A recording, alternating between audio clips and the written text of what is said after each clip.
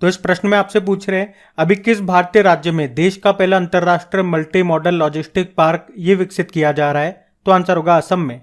तो असम के जोगी घोपा में भारत के पहले अंतरराष्ट्रीय मल्टी मॉडल लॉजिस्टिक पार्क को बनाया जा रहा है, जिसकी लागत कितनी है? 693.97 करोड़ रुपीस। ये पार्क जलमार्ग, सड़क, रेल और वायु से सीधा संपर्क प्रदान करेगा और इस परियोजना का मुख्य उद्देश्य है भूटान और बांग्लादेश जैसे पड़ोसी देशों सहित भारत के पूर्वोत्तर क्षेत्र में परिवहन नेटवर्क को पुनर्जीवित करना। तो ये आप ध्यान रखना। चलिए फिर बताइए, दुनिया का सबसे बड़ा रिफाइनरी कॉम्प्लेक्स ये कहाँ पे बनाया जाएगा? अच्छा, आपको याद हो तो हम लोगों ने पढ़ा था कि यूरोप को रिफाइनरी तेल का सबसे बड़ा निर्यात करने वाला देश कौन सा है? भारत। और हमने ये भी पढ़ा था कि भारत का कौन सा जिला सबसे ज्यादा निर्यात करता है? गुजरात का जामनगर। और अब याद रखना, महाराष्ट्र के रत्नगिरी जिले में बारसू गांव में सबसे बड़ा रिफाइनरी कॉम्प्लेक्स बनाया जाएगा। और किसके सहयोग से मिलकर बनाया जाएगा? बीपीसीएल, एचपीसीएल और एक सऊदी अरब की कंपनी है सऊदी अरेबिका, ये मिलकर बनाएंगी। इसकी कैपेसिटी होगी 60 मिलियन टन पर ईयर की। चलिए फिर बताइए, अभी उत्तर प्रदेश का पहला फार्मा पार्क ये किस जिले में स्थापित किया जाएगा? तो आंसर होगा ललितपुर। ललितपुर ये उत्तर प्रदेश के बुंदेलखंड क्षेत्र में स्थित है, जहां पर उत्तर प्रदेश का पहला फार्मा पार्क स्थापित किया जाएगा। तो इस फार्मा पार्क का मुख्य उद्देश्य क्या है कि फार्मा उद्योग को बढ़ावा देने के साथ साथ दवा कंपनियों के कार्य को सरल बनाना और राज्य के युवाओं को अधिक से अधिक रोजगार देना। अच्छा, यहाँ पे उत्तर प्रदेश की बात नहीं करेंगे, कई बार पढ़ चुके हैं उत्तर प्रदेश को। कुछ इंपॉर्टेंट पार्क्स हम डिस्कस करते हैं जो भी न्यूज़ में थे। जैसे कि अगर मैं आपसे पूछूं कि भारत का पहला रक्षा औद्योगिक पार्क कहाँ पे बनेगा? तो आंसर होगा केरल में। सैटेलाइट फोन से लैस होने वाला भारत का पहला नेशनल पार्क कौन सा है? काजीरंगा नेशनल पार्क, जो आपको मिलेगा असम में। देश का पहला नाइट सफारी पार्क कहाँ बनेगा? लखनऊ में। और देश का पहला अंतरराष्ट्रीय मल्टी मॉडल लॉजिस्टिक पार्क ये बनेगा असम में। अच्छा, दुनिया का सबसे बड़ा रिफाइनरी कॉम्प्लेक्स कहाँ पे बनेगा? महाराष्ट्र में। और देश का पहला जेंडर पार्क केरल के कोझिकोड में। देश का पहला ई वेस्ट इको पार्क दिल्ली में। देश का पहला पूर्ण महिला स्वामित्व वाला फिक्की लेडीज ऑर्गेनाइजेशन औद्योगिक पार्क हैदराबाद में। देश का पहला एआई और रोबोटिक टेक्नोलॉजी पार्क यानी कि आर्ट पार्क ये मिलेगा आपको बंगलुरु में। भारत का पहला जियोलॉजिकल पार्क बनेगा मध्य प्रदेश के जबलपुर में। और अगर पूछे कि भारत का पहला डिजिटल साइंस पार्क ये बनेगा केरल के कोच्चि में। तो ये वो सभी पार्क हैं जो अभी आपके न्यूज़ में थे, करंट अफेयर्स में, तो ये आपको याद भी होने चाहिए। जो पार्क आपको याद नहीं था, याद रखना, इंपॉर्टेंट है। हम बढ़ते हैं आगे। फिर अगला प्रश्न है, अभी हाल ही में बच्चों के लिए डिजिटल स्वास्थ्य कार्ड लॉन्च करने वाला पहला राज्य कौन सा बन गया है? तो आंसर होगा उत्तर प्रदेश। तो अभी उत्तर प्रदेश सरकार ने स्कूल स्वास्थ्य कार्यक्रम शुरू किया। कौन सा? स्कूल स्वास्थ्य कार्यक्रम। और इसके तहत इन्होंने बच्चों के लिए डिजिटल स्वास्थ्य कार्ड लॉन्च किए हैं। और इस तरह से आप कह सकते हो कि उत्तर प्रदेश बच्चों के लिए डिजिटल स्वास्थ्य कार्ड बनाने वाला या लॉन्च करने वाला पहला राज्य बन गया है। क्या होगा इसमें? क्या हो रहा है इसमें? बच्चों का शारीरिक व मानसिक परीक्षण करके उनका डिजिटल हेल्थ कार्ड बनाया जा रहा है। और इससे फायदा क्या होगा? तो जब भी बच्चा बीमार होगा वो डॉक्टर के पास जाएगा, तो उस कार्ड के जरिए जो डॉक्टर होगा उस बच्चे के स्वास्थ्य से संबंधित जो भी डेटा है अभी तक, जैसे बच्चे को कब कब कौन सा रोग हुआ, कैसे इलाज चला, क्या क्या दवाइयाँ ली, ये सब उसको पता चल जाएगा। इससे डॉक्टर को भी आसानी होगी और आपको भी आसानी होगी कि डॉक्टर के पास भाई हमें अलग अलग पर्चे संभाल के नहीं रखने पड़ेंगे। उस एक कार्ड के अंदर उसका पूरा हेल्थ से रिलेटेड जो भी डेटा होगा वो आ जाएगा। अच्छा, इसके अलावा उत्तर प्रदेश सरकार बच्चों को 25,000 रुपये का स्वास्थ्य बीमा भी दे रही है। ये पॉइंट भी ध्यान रखना। और अभी ये जो कार्यक्रम है ना, स्कूल स्वास्थ्य कार्यक्रम, ये अभी लखनऊ में शुरू हुआ है, ये भी याद रखना।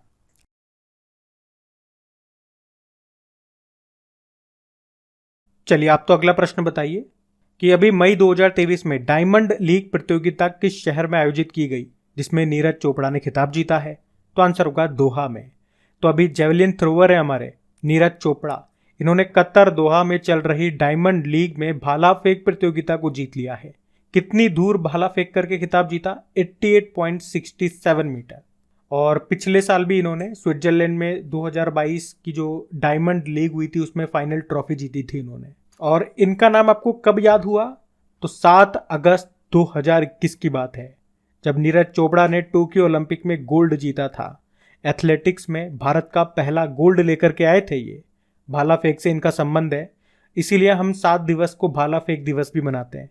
कितनी दूर भाला फेंका था उसमें इन्होंने 87.58 मीटर। और अभी 2022 में जो वर्ल्ड एथलेटिक्स चैंपियनशिप हुई थी उसमें सिल्वर जीता था इन्होंने। 2022 में पद्मश्री भी मिला इनको, और 2021 में मेजर ध्यानचंद खेल रत्न पुरस्कार इनको मिला था, जिसकी पुरस्कार राशि 7.5 लाख रुपए से बढ़ा के 25 लाख रुपए कर दी गई है। और कतर से आपको याद आएगा, अभी जो 2022 के लास्ट में मेंस फुटबॉल वर्ल्ड कप का आयोजन हुआ था, ये कतर में हुआ था, जो कि इसका 22वां एडिशन था, जिसको अर्जेंटीना ने जीता था फ्रांस को हरा करके। और याद रखना भी 2023 में ही AFC एशियन कप को होस्ट कतर ही कर रहा है। तो ध्यान रखना, ये सारे पॉइंट्स बढ़ते हैं आगे।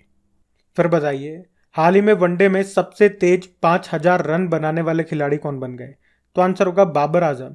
तो पाकिस्तान के कप्तान है बाबर आजम। अभी 5 मई को कराची में न्यूजीलैंड के खिलाफ चौथे मैच के दौरान सबसे तेज 5000 एक दिवसीय अंतर्राष्ट्रीय रन पूरे करने वाले बल्लेबाज ये बन गए। उन्होंने 97 पारियों में ये 5000 रन बनाए हैं, और इस तरह से उन्होंने हाशिम अमला का रिकॉर्ड तोड़ दिया, जिन्होंने 101 पारियों में ये 5000 रन बनाए थे। और आपको बता दूं, बाबर आजम ये पिछले 2 साल से ICC की वनडे रैंकिंग में नंबर 1 बल्लेबाज हैं। अच्छा, वैसे भारत के कोई खिलाड़ी हैं क्या इस सूची में? तो भारत से है विराट कोहली। इस सूची में ये चौथे स्थान पर है, मतलब 5000 रन बनाने वाली सूची में उन्होंने 114 पारियों में 5000 रन पूरे किए थे। अगला प्रश्न है, अभी हाल ही में मैड्रिड ओपन 2023 का खिताब किसने जीत लिया? तो आंसर होगा कार्लोस अल्काराज ने। तो स्पेन के टेनिस प्लेयर हैं ये कार्लोस अल्काराज, जिन्होंने अभी मैड्रिड ओपन टेनिस टूर्नामेंट में मेन सिंगल का टाइटल जीत लिया है। वहीं अगर हम बात करते हैं फिर वुमेन सिंगल का टाइटल किसने जीता? तो आर्यना सबालेंका ने। और ये कहां से हैं? ये बेलारूस से हैं। तो ये दोनों के नाम याद रखना, मेन सिंगल और वुमेन सिंगल में। चलिए फिर बताइए, अभी हाल ही में ACC एशियन क्रिकेट काउंसिल पुरुष प्रीमियर कप का खिताब किसने जीत लिया? तो आंसर होगा नेपाल ने। तो अभी नेपाल क्रिकेट टीम ने ACC मेंस प्रीमियर कप 2023 को जीत लिया है। इसमें नेपाल ने किसे हराया? यूनाइटेड अरब अमीरात को। तो अब नेपाल एशिया कप 2023 के लिए क्वालिफाई कर चुका है। और ये हुआ कहाँ पे था गेम? ये नेपाल में ही हुआ था। और 2023 वाला जो एशिया कप होगा वो कहाँ पे होगा? वे होस्ट कर रहा है पाकिस्तान। बाकी पहले बात करते हैं एशियन क्रिकेट काउंसिल की। स्थापना होती है 1983 में। हेडक्वार्टर कोलंबो श्रीलंका में है और इसके प्रेसिडेंट हैं जय शाह।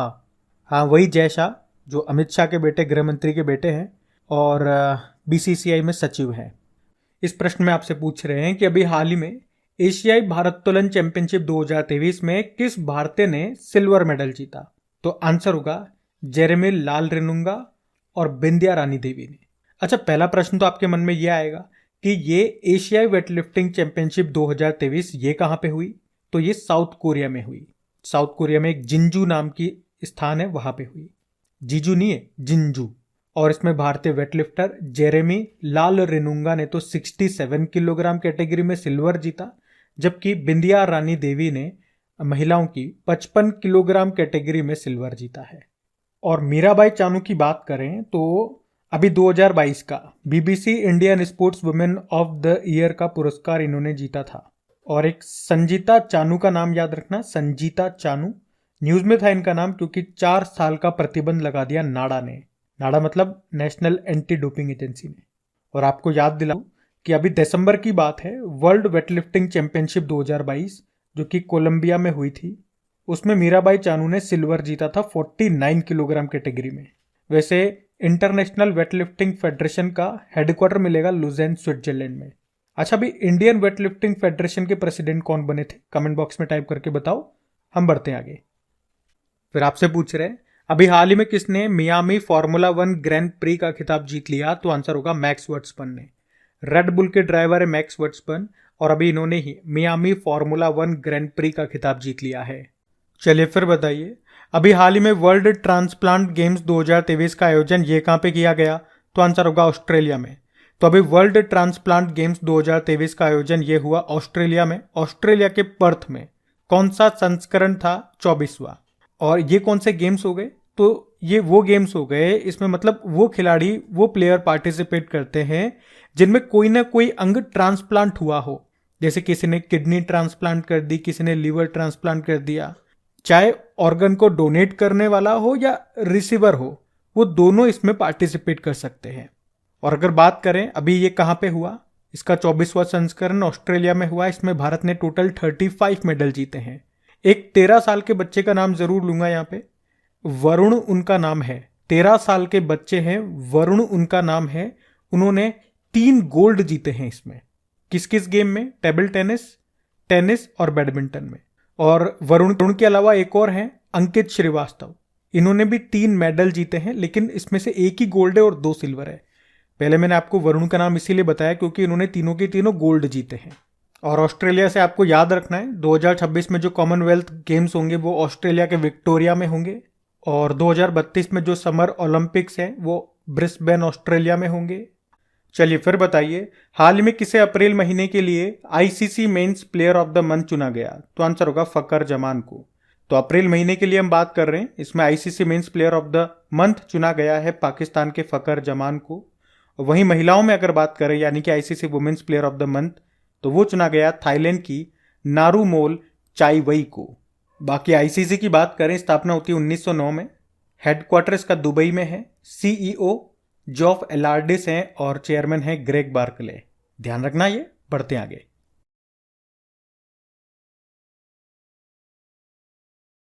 तो इस प्रश्न में आपसे पूछ रहे हैं अभी हाल ही में विश्व थैलेसीमिया डे ये कब मनाया गया? तो आंसर होगा 8 मई को। अच्छा, थैलेसीमिया की बात करें, ये क्या है? ये रक्त संबंधित एक रोग है, स्थायी रक्त विकार है, यानी कि क्रॉनिक ब्लड डिसऑर्डर है। ये एक अनुवांशिक विकार है, याद रखना, जिसके कारण क्या होता है, जो भी रोगी हो गया, जो भी पेशेंट हो गया, उसके आरबीसी पर्याप्त मात्रा में नहीं बनते हैं। आरबीसी यानी कि रेड ब्लड सेल। तो उस कारण से पर्याप्त हीमोग्लोबिन भी नहीं बन पाता। हीमोग्लोबिन क्या काम करता है? हमारे शरीर में ऑक्सीजन के परिवहन का काम करता है। तो इसके कारण रोगी में एनीमिया हो जाता है और फिर रोगी को जीवित रहने के लिए हर 2 से 3 सप्ताह के बाद रक्त चढ़ाने की आवश्यकता होती है। यह है थैलेसीमिया रोग। तो सिंपल सा 1 लाइन में याद रखेंगे। कब मनाते हैं इसको? 8 मई को मनाते हैं। और इस बार की थीम क्या है? Strengthening education to bring the thalassaemia care gap. चलिए फिर बताइए, अभी हाल ही में विश्व रेड क्रॉस दिवस कब मनाया गया? तो आंसर होगा 8 मई को।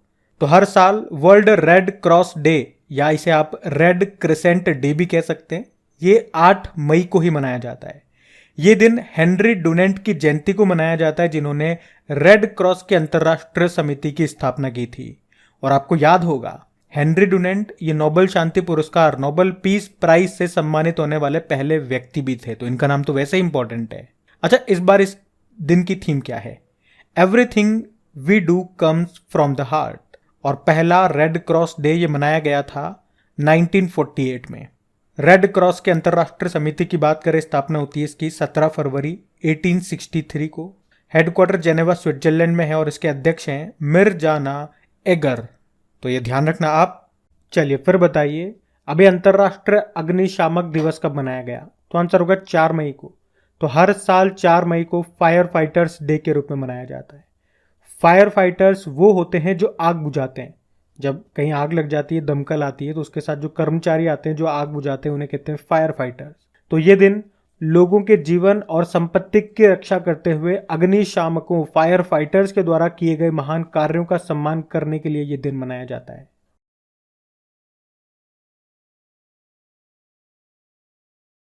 तो इस प्रश्न में आपसे पूछ रहे हैं, अभी हाल ही में किसने Laureus sportsman of the year 2023 पुरस्कार प्राप्त किया? तो आंसर होगा लियोनेल मेसी ने। तो अर्जेंटीना के फुटबॉल प्लेयर है लियोनेल मेसी, और अभी इनको Laureus sportsman of the year पुरस्कार से सम्मानित किया गया। इसके अलावा लियोनेल मेसी ने अर्जेंटीना पुरुष फुटबॉल टीम की ओर से world team of the year पुरस्कार भी प्राप्त किया। क्योंकि अभी आपको याद होगा, अर्जेंटीना ने कतर में जो मेंस फुटबॉल वर्ल्ड कप हुआ था, जो कि 2022 में हमने देखा था, जो कि इसका 22वां संस्करण था, उसको अर्जेंटीना ने जीता था फ्रांस को हरा करके। तो उसी के लिए इनको ये अवार्ड मिला है। और इस तरह से आप कह सकते हो कि लियोनेल मेसी एक ही वर्ष में world sportsman of the year award और world team of the year award दोनों हासिल करने वाले पहले एथलीट भी बन गए हैं। इनके अलावा कुछ और भी अवार्ड्स हैं, जैसे कि हमने देखा world sportsman of the year का अवार्ड मिला लियोनेल मेसी को। अगर पूछे world sports women of the year का अवार्ड किसे मिला, शेली एन फ्रेजर प्रीस को। World team of the year का अवार्ड मिला अर्जेंटीना मेंस फुटबॉल टीम को, जबकि world breakthrough of the year का अवार्ड मिला है कार्लोस अल्काराज को। और कार्लोस अल्काराज कौन है? ये टेनिस प्लेयर हैं, स्पेन के टेनिस प्लेयर हैं। चलिए फिर बताइए, हाल ही में वर्ष 2023 के पुलित्जर पुरस्कार के अंतरराष्ट्रीय रिपोर्टिंग श्रेणी का विजेता कौन बने? तो आंसर होगा न्यूयॉर्क टाइम्स। देखो, पुलित्जर पुरस्कार की हम यहां बात कर रहे हैं। ये अमेरिका का पत्रकारिता में सर्वोच्च पुरस्कार इसे कहा जाता है, जिसकी शुरुआत होती है 1917 में।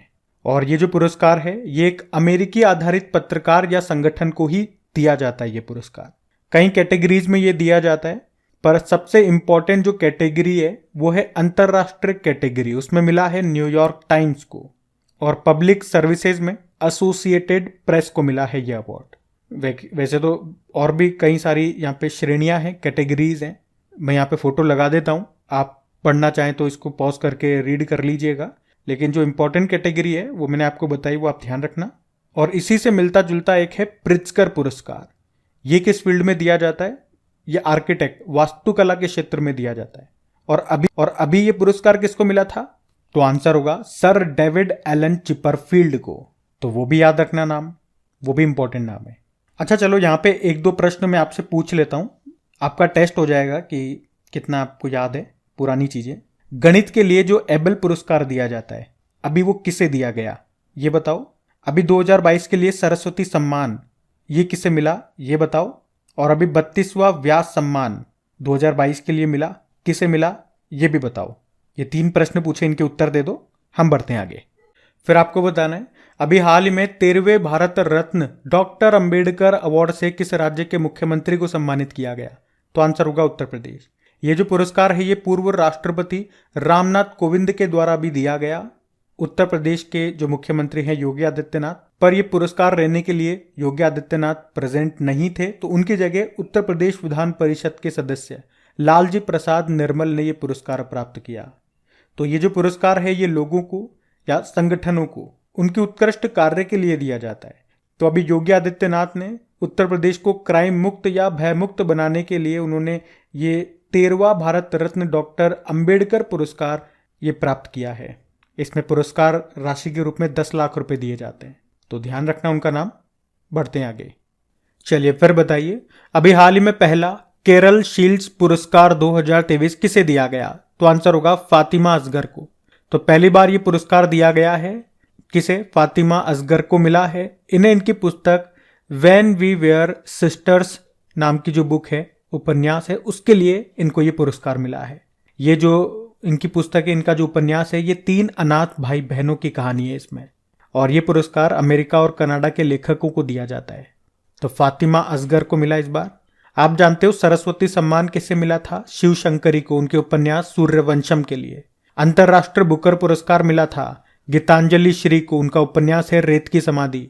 इंग्लिश में ट्रांसलेशन करोगे तो टॉम्ब ऑफ सैंड ट्रांसलेट किया था डेजी रॉकवेल ने। और व्यास सम्मान मिला है ज्ञान चतुर्वेदी को, उनके उपन्यास पागलखाना के लिए। तो ये भी ध्यान रखना आप। बढ़ते आगे।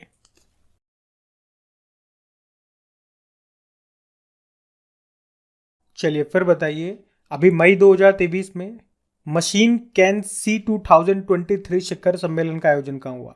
तो आंसर होगा दुबई में।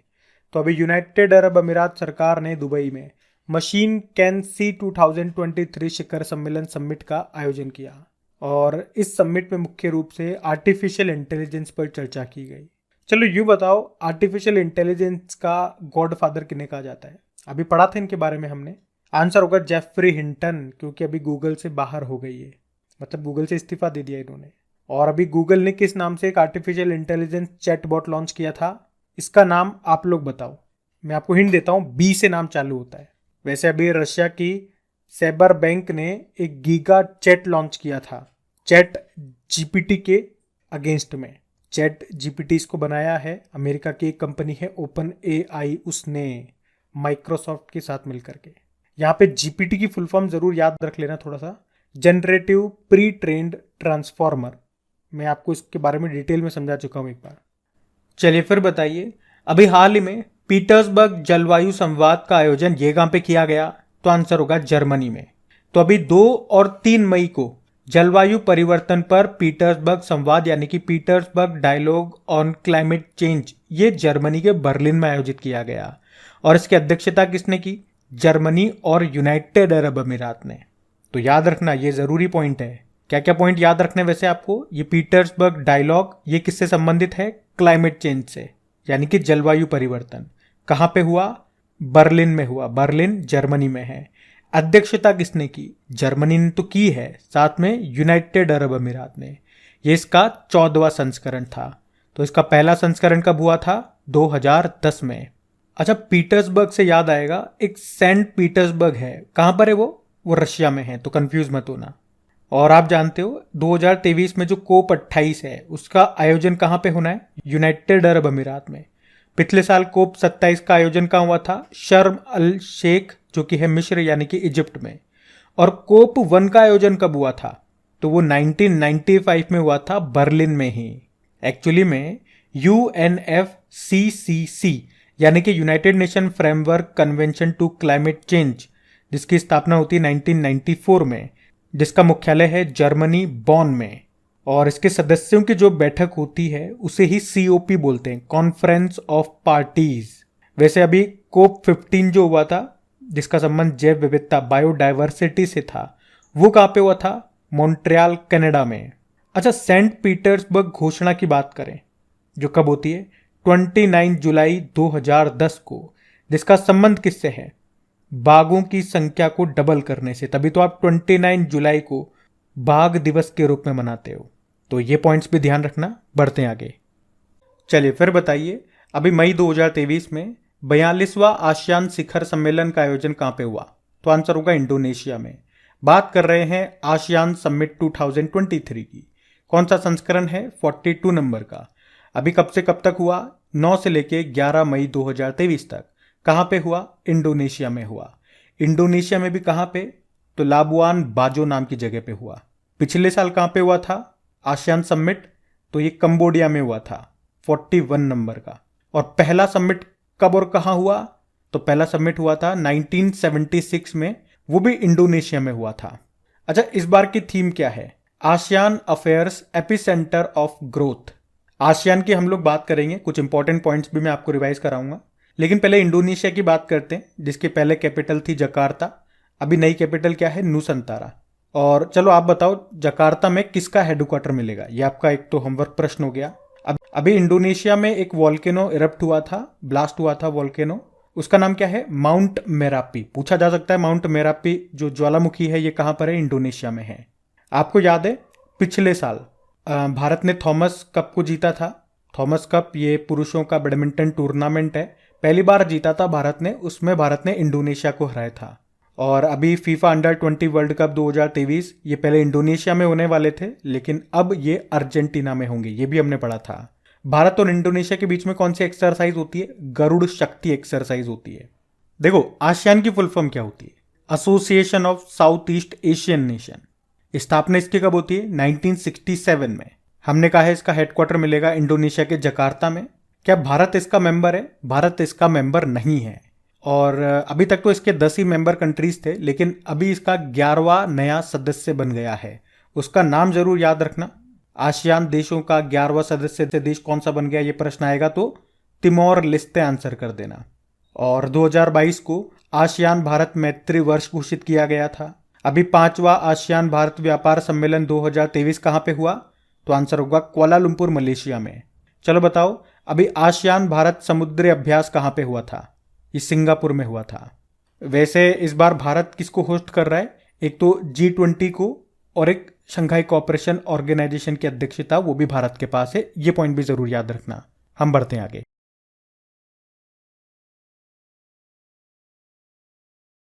चलिए फिर बताइए, अभी हाल ही में किस राज्य सरकार ने मुख्यमंत्री कौशल उन्नयन और वैश्विक रोजगार योजना को शुरू किया? तो आंसर होगा उत्तराखंड।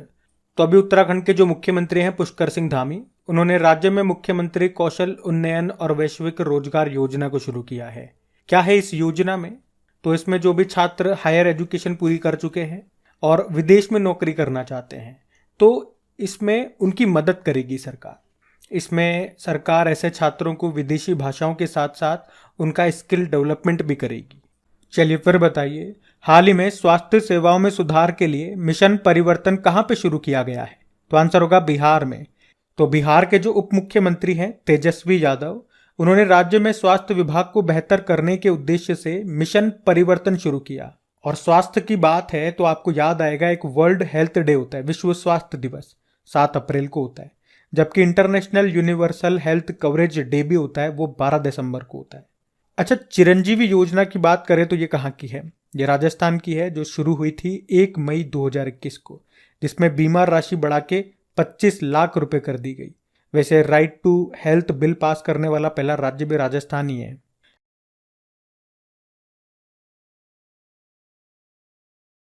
तो इस प्रश्न में आपसे पूछ रहे हैं, अभी हाल ही में Draupadi Murmu from tribal hinterlands to Raisina hill नाम की बुक को किसने लिखा है? तो आंसर होगा कस्तूरी रे ने।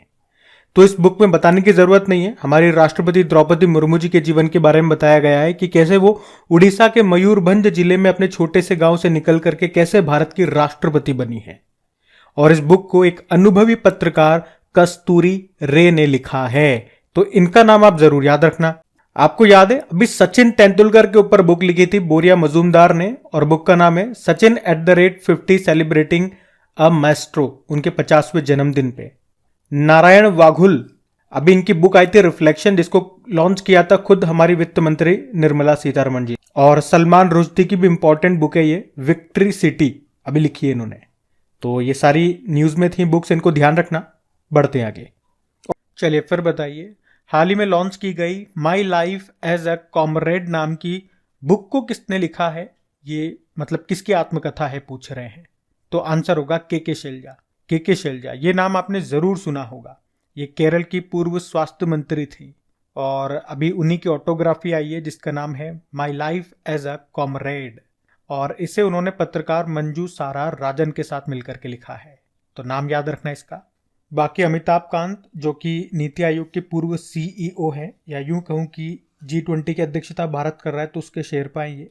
अभी इन्होंने बुक लिखी है जिसका नाम है made in India 75 years of business and enterprise.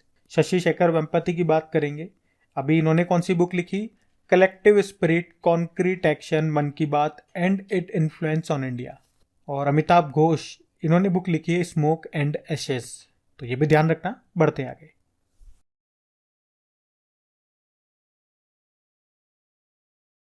चलिए फिर बताइए, अभी हाल ही में भारतीय सेना ने एकीकृत निगरानी और मारक क्षमता प्रशिक्षण अभ्यास है बुलंद भारत, इसका आयोजन कहाँ किया? अरुणाचल प्रदेश में। आपको पता है अरुणाचल प्रदेश कई बार हमने देखा है चाइना यहाँ पे अपना अधिकार जमाने की कोशिश करता है और हमारे लात की खाता है। तो ये इंपॉर्टेंट लोकेशन है और इसीलिए हमारी भारतीय सेना ने बुलंद भारत युद्ध अभ्यास का आयोजन किया अरुणाचल प्रदेश में। चलिए फिर बताइए, हाल ही में किस राज्य की पुलिस ने ऑपरेशन मर्यादा को शुरू किया? तो आंसर होगा उत्तराखंड। तो अभी उत्तराखंड पुलिस ने धार्मिक स्थलों पर गंदगी फैलाने, हुड़दंग करने वाले और मादक पदार्थों का सेवन करने वालों के खिलाफ ये ऑपरेशन मर्यादा को शुरू किया है। तो अभी उत्तराखंड में 4 धाम यात्रा शुरू हुई, तो इसी के मद्देनजर ये ऑपरेशन मर्यादा को शुरू किया गया। अच्छा, इससे पहले भी उत्तराखंड पुलिस ने एक ऑपरेशन मुक्ति शुरू किया था, जिसका उद्देश्य क्या था? बच्चों को भिक्षावृत्ति से मुक्त कराना और उन्हें स्कूल भेजना। अच्छा, इसी तरह से कुछ और ऑपरेशंस हैं जो अभी न्यूज में थे, जैसे कि लेटेस्ट वाला बताऊं तो ऑपरेशन कावेरी था। युद्धग्रस्त सूडान से अपने नागरिकों को निकालने के लिए भारत ने इसको शुरू किया। एक ऑपरेशन गंगा हमने शुरू किया था, पिछले साल यूक्रेन में युद्ध हुआ था, यूक्रेन और रशिया के बीच में, तो यूक्रेन से भारतीयों को वापस लाने के लिए था। ऑपरेशन देवी शक्ति, यह अफगानिस्तान से भारतीयों को वापस लाने के लिए था। एक ऑपरेशन दोस्त, आपको याद होगा, तुर्की और सीरिया में जो भूकंप आया था उसमें मदद के लिए हमने शुरू किया था ऑपरेशन दोस्त। तो ये ऑपरेशन इंपॉर्टेंट है सारे जो मैंने आपको रिवाइज करा है, इनको ध्यान रखना। बढ़ते हैं आगे।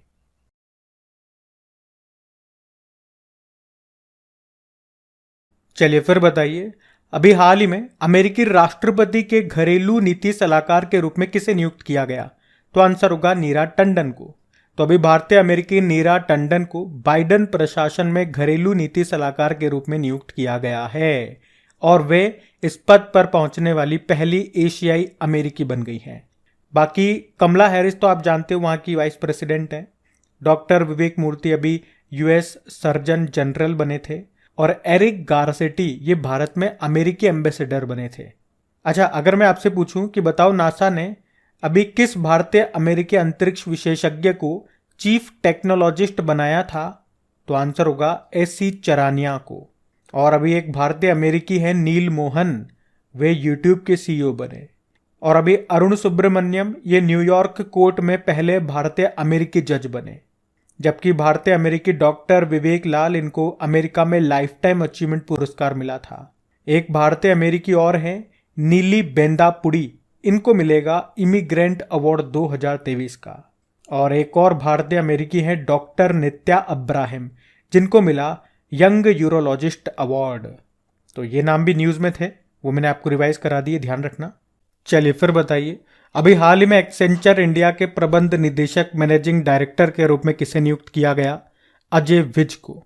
एक्सेंचर ये दुनिया की सबसे बड़ी आईटी कंपनी है और अभी इसी ने अजय विज को भारत में कंट्री मैनेजिंग डायरेक्टर के रूप में नियुक्त किया है। ये रेखा एम मेनन का स्थान लेंगे। अच्छा, वैसे एक्सेंचर इसका मुख्यालय कहां पर है? तो डबलिन आयरलैंड में है। बाकी आशुतोष दीक्षित वायुसेना के उप प्रमुख बने। एलआईसी के चेयरमैन बने ये अभी सिद्धार्थ मोहंती और नेस्कॉम के चेयरमैन बने अनंत माहेश्वरी। एक प्रश्न मैं आपसे पूछूंगा कि एसोचैम के अभी नए अध्यक्ष, नए चेयरमैन कौन बने? इसका उत्तर दीजिए कमेंट बॉक्स में, देखते हैं किस किस को पता है। हम बढ़ते हैं आगे।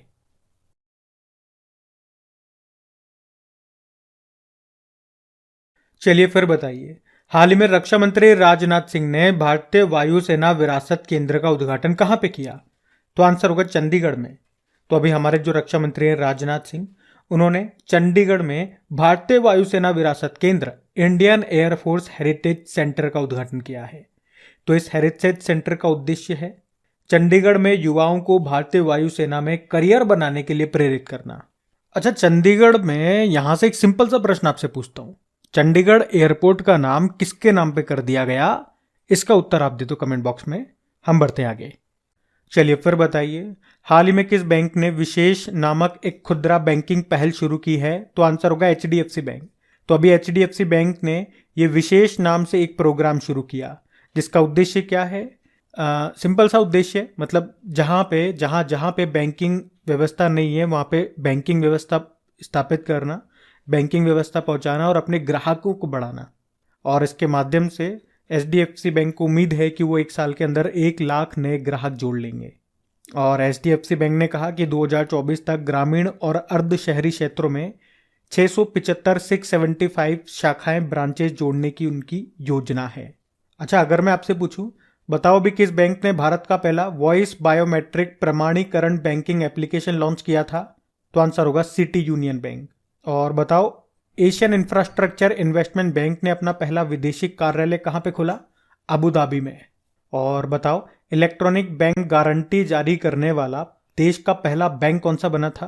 तो वो एचडीएफसी बैंक ही था, लेकिन दूसरा बैंक कौन सा बना? Indian overseas bank. और किस बैंक ने राजस्थान रॉयल्स के साथ डिजिटल समझौता किया? फिनो पेमेंट बैंक ने।